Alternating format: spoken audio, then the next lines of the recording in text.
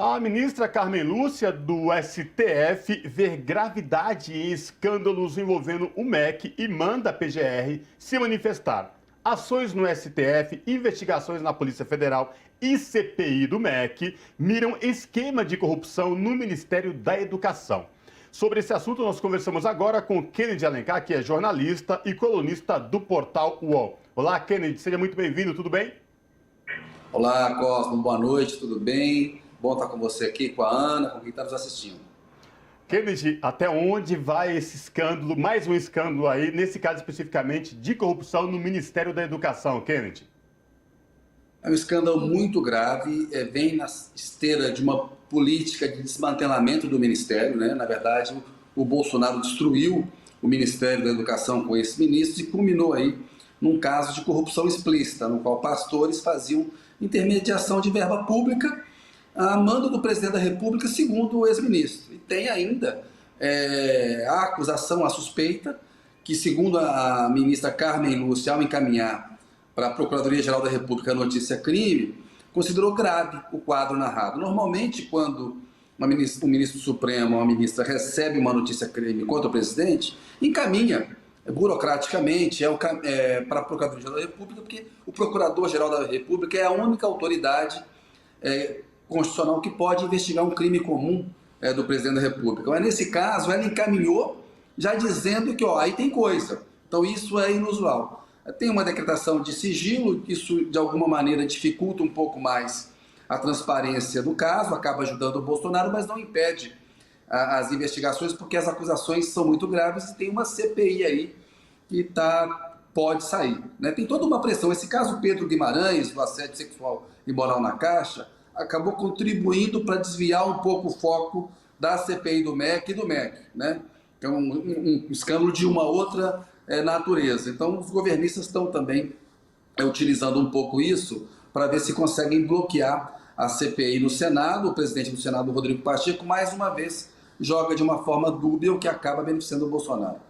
É exatamente isso que eu queria te perguntar, Kennedy. A gente está às vésperas do recesso do Poder Legislativo. Eles vão entrar em recesso nesse mês agora, dia 18, e tentam emplacar ainda nesse período, antes do recesso, segundo os parlamentares de oposição que tentam engajar esse projeto da CPI, de que isso aconteça antes do recesso. Você acha que isso é possível?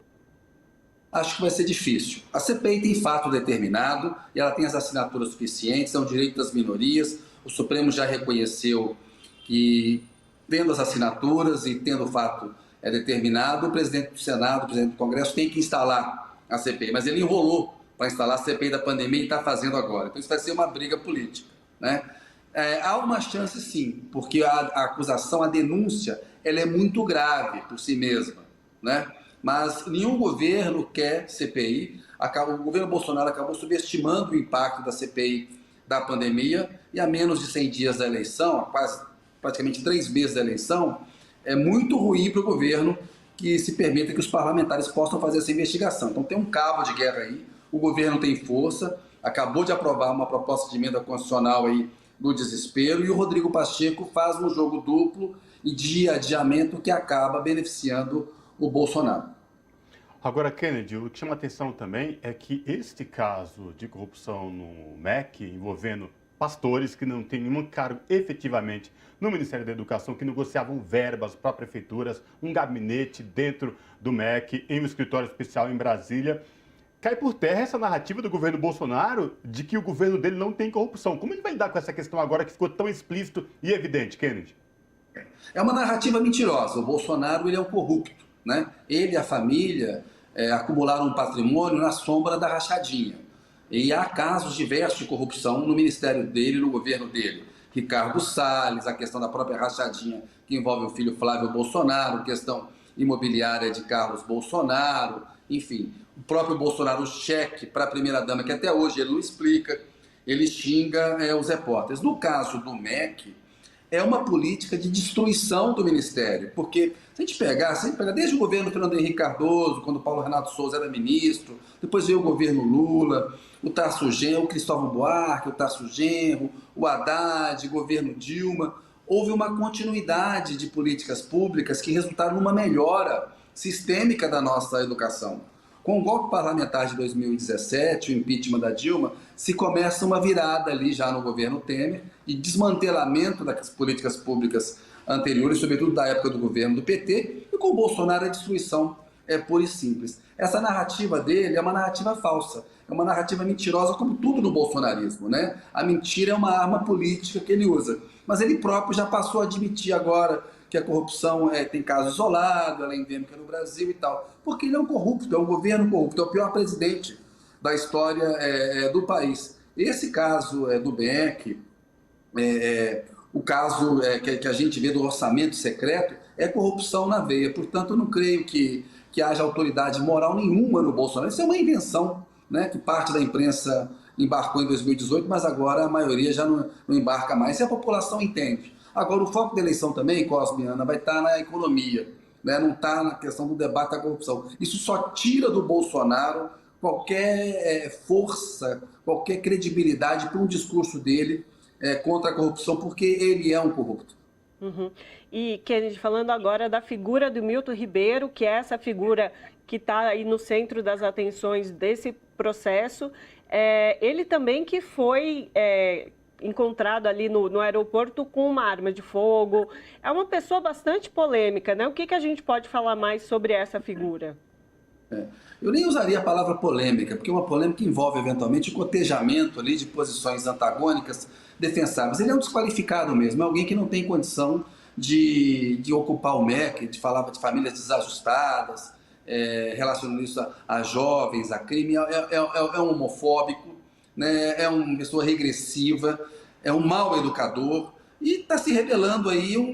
As acusações de corrupção contra ele são muito consistentes. Portanto, é uma pessoa absolutamente desqualificada para ocupar o Ministério da Educação, como o Ministério do Bolsonaro de uma forma geral. Com uma exceção ou outra, a Tereza Cristina, que é uma conservadora, mas tem algum preparo para a área da agricultura, o Tarcísio de Freitas, que foi ministro, está aí se lançando candidato a governador de São Paulo, era alguém de segundo e terceiro escalão, entende um pouco dessa área, mas na média, de uma forma geral, o Ministério do Bolsonaro é um espelho dele, né? É um ministério incompetente, é um ministério que não entende os mecanismos de poder. Basta ver o que estão fazendo na economia. O Paulo Guedes está desmoralizado, né? E estourou o teto fiscal. Eles não são liberais, eles não são fiscalistas, eles são oportunistas que estão no desespero eleitoral para tentar se manter no poder. É um ministério muito ruim do Bolsonaro, que é um reflexo dele, né? É o pior presidente da nossa história. Ô Kennedy, você tocou num ponto importante, foi sobre a economia, o que vai, né, pautar especificamente o contexto eleitoral, mas essa série de escândalos envolvendo notícias negativas do governo, que já vem de um longo tempo, mas agora com mais evidências e com provas especificamente, né, no caso do MEC, áudios, aí você tocou na questão envolvendo o presidente da Caixa Econômica Federal, já mostra isso, já é um reflexo no próprio posicionamento do Jair Bolsonaro nos eventos públicos agora, porque esta semana, em um evento público, ele perdeu o controle total com um apoiador que estava na plateia. Você acha que já começa, isso já é reflexo dessa movimentação e deixando ele totalmente fora da casinha, digamos assim? Ele é uma pessoa que não convive bem com o contraditório e com a crítica. Ele ataca os jornalistas, sobretudo as mulheres. Ele também é um agressor de mulheres, como o Pedro Guimarães. Esses casos de corrupção, eles enfraquecem uma campanha que já está em crise, né? Ele está em segundo lugar nas pesquisas, ele não cai, mas ele também não cresce, está meio parado aí. Agora, ele entendeu que a questão está na economia. A gente viu ser aprovada ontem no Senado uma proposta de emenda constitucional que amplia o Auxílio Brasil de R$400 para R$600, cria o auxílio caminhoneiro, é uma previsão de dar um vale-gás mais robusto, uma ajuda também para taxistas. Isso ele está entrando no debate que importa, que é o debate da economia. Com a inflação alta, com o desemprego ainda alto, ainda apesar de uma queda, ele está em desvantagem. O cenário econômico é muito negativo. Então, essas questões da corrupção, elas têm um efeito de dominar o noticiário, os jornalistas comentam, os veículos de comunicação dão, o presidente se irrita e tira energia da campanha. Agora, ele entendeu, como o Lula parece ter entendido também, que o debate todo está em torno da economia. E aí ele está criando medidas que são meramente eleitorais. É muito hipócrita. Haja óleo de peroba. Ele está propondo um aumento de gasto social até 31 de dezembro. Né? É uma coisa para a eleição dele. Isso não significa que a gente não deva apoiar mais dinheiro para os mais pobres. Eu acho bom que ele aumente de 400 para 600 reais o Auxílio Brasil. Né? Eu entendo que no momento de alta dos combustíveis, talvez valha mesmo analisar um subsídio direto para os caminhoneiros no momento desse. São trabalhadores também. Né? A gente não deve separar as coisas. Agora, a lógica dessa PEC, desse gasto fiscal dele, desrespeita o teto fiscal que eles mesmos diziam apoiar, as regras, o discurso que eles fizeram, o ministro da Economia, que está totalmente desmoralizado. Agora, terá algum efeito social. Se isso vai se reverter em alguma coisa do ponto de vista eleitoral para o Bolsonaro, a gente tem que acompanhar. Falta pouco tempo, as coisas na economia demoram a dar um retorno, talvez ali na franja, na margem, ele consiga alguns pontos percentuais de intenção de voto, de aumento da popularidade. Mas eu acho que essa eleição está muito fadada a uma derrota do Bolsonaro e a uma vitória do ex-presidente Lula. Sobretudo se o ex-presidente Lula não errar e mantiver o foco na economia, né? Ô Kennedy, você tocou nesse assunto do pacote de bondade aprovado com a PEC na última quinta-feira pelo Senado, Congresso, aliás. Agora, o que chama a atenção, mesmo que elevando para R$600 aí o auxílio, vale gás, Kennedy, a situação, quando eu falo isso, é por conta de, agora me colocando no papel de brasileiro que vai ao supermercado, que vai até a bomba do posto de gasolina, que vai ao açougue, enfim, que está tão caro, mas tão caro, que na prática, esse pacote de bondade, na minha opinião, especificamente, não vai surtir nenhum efeito. E essa semana, inclusive, eu já comecei a ler de economistas falando, olha, isso aí lá na frente, porque a corrupção está tão alta, ela consome e corrói o poder de compra do trabalhador, que esse pacote de bondade não vai surtir nenhum efeito. Na verdade, vai ser um tiro no pé. Eu queria que você comentasse essa questão. Eu não sei se será um tiro no pé, Cosmo, porque assim, algum efeito eu acho que surte. Eu concordo com você, eu também tenho ido ao supermercado, eu tenho andado aqui nas ruas de São Paulo, onde eu tenho voltado a morar um pouco também em Brasília, a gente vê um aumento muito grande da miséria, né? A inflação está muito alta, então isso de fato corrói o poder de compra. Os R$600 do Auxílio Brasil agora não são os mesmos R$600 da época da pandemia, a inflação já corroeu parte disso daí. Agora é um dinheiro que ao cair na mão das pessoas mais pobres, ele volta diretamente para a economia, as pessoas gastam isso em alimentação. Então, de alguma maneira, isso melhora o amparo. É melhor você ganhar 600 do que R$400. É um aumento de 50% para quem obtiver esse benefício. O caminhoneiro que vai receber uma ajuda de R$1.000 ali, né, um vale gás a cada 2 meses que se aumenta o valor. Algum efeito, isso a gente também não pode menosprezar. Né? Agora, a população entende, o Bolsonaro está muito associado à má gestão da economia, a má gestão da pandemia, já tem uma imagem muito consolidada na cabeça da população de que ele é um presidente ruim, de que ele é um presidente homofóbico, misógino, incompetente. Então eu acho que no conjunto, apesar de as medidas terem um objetivo eleitoral para tentar colocá-lo no segundo, se houvesse, primeiro, forçar que haja um segundo turno, porque as últimas pesquisas, segundo o Datafolha, sobretudo, davam uma chance muito grande de Lula vencer na primeira etapa, no primeiro turno.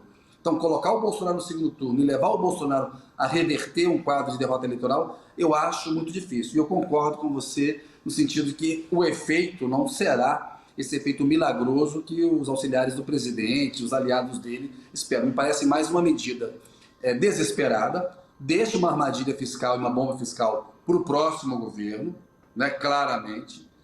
Eu acho importante discutir política pública e avaliar se esse gasto com os mais pobres é tão alto assim como às vezes alguns jornalistas, a mídia fala, porque na hora de fazer uma desoneração fiscal para setores da empresa, eles não contam os bilhões.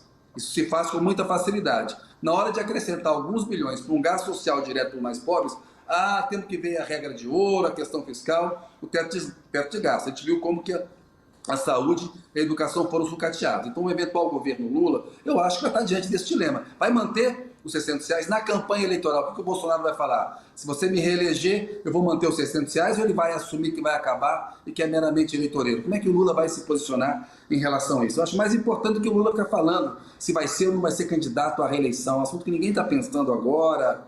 Abre disputa interna, abre mão de uma expectativa de poder. A gente conhece o Lula, se ele estiver bem, pode ser candidato à reeleição. Então, o Lula às vezes se desvia do foco.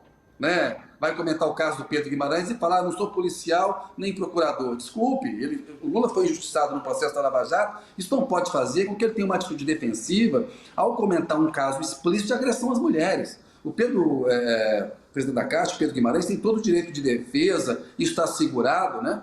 Agora, as acusações são muito graves de assédio sexual. Quem viu os relatos são nauseantes, são sólidos os relatos das mulheres, e tem gravações dele de assédio moral na Caixa. Então, o Lula, nessa hora, sobretudo porque o eleitorado feminino tem uma preferência por ele, deveria se manifestar de uma outra maneira. Esses erros que o Lula comete, me parece que ele acaba dando de bandeja alguns motes de campanha para o Bolsonaro, ou perdendo, porque tem que focar na economia, que é o debate que interessa, o debate da vida real, como você falou. Quem vai ao supermercado, quem anda nas ruas das grandes cidades brasileiras, está vendo um aumento da miséria, está vendo um aumento no custo dos alimentos, está vendo que a inflação corroeu o poder de compra. Todos nós ficamos mais pobres, o país empobreceu. O Bolsonaro piorou o Brasil, né? Piorou os efeitos da pandemia, ele piorou a crise econômica.